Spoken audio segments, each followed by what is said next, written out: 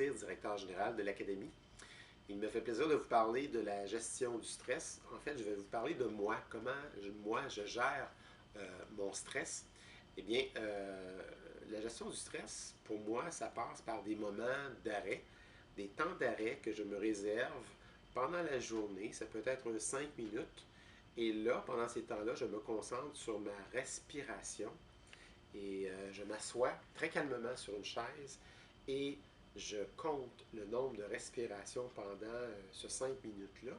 Et c'est une façon pour moi de d'éloigner un petit peu les facteurs extérieurs qui viennent euh, me stresser, des facteurs de stress.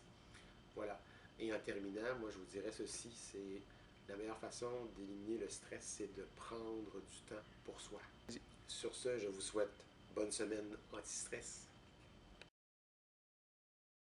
Bonjour, je suis Annie Gagnon, je suis directrice à l'Académie Antoine Manceau, à la direction des services éducatifs. Dans le cadre de la semaine anti-stress, j'aimerais vous parler du stress avant les examens, les situations d'évaluation ou encore des communications orales.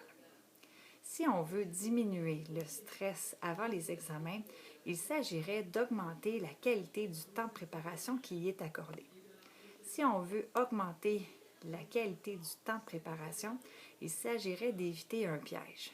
Le piège s'appelle les chronovores ou les chronophages. Si vous remarquez, les deux mots, qui sont pratiquement synonymes, commencent par le préfixe chrono. Chrono réfère à chronos en grec, puis en français, ça veut dire le temps.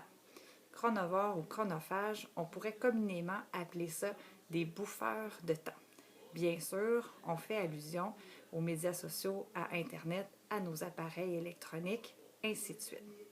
Alors, si on veut augmenter le temps de qualité, il s'agirait d'éloigner la tentation de nos appareils électroniques. Il s'agirait de les laisser loin de notre lieu d'étude. Par exemple, la pièce voisine de celle dans laquelle on étudie.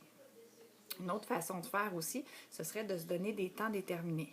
Par exemple, on se donne un 30 minutes d'études ou de travail assidu, puis ensuite on s'accorde une pause de 10 minutes pour aller consulter notre appareil électronique, par exemple.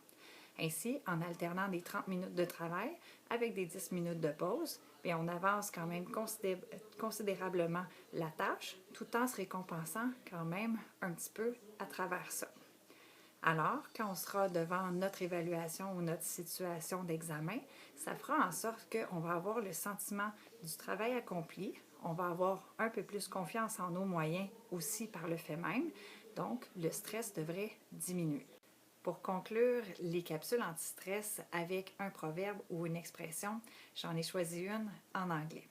En fait, c'est le principe du keep calm.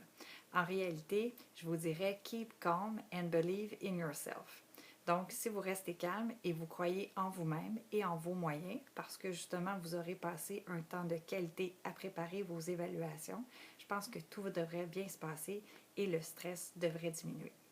En terminant, j'aimerais souhaiter à tous et chacun une très bonne semaine anti-stress.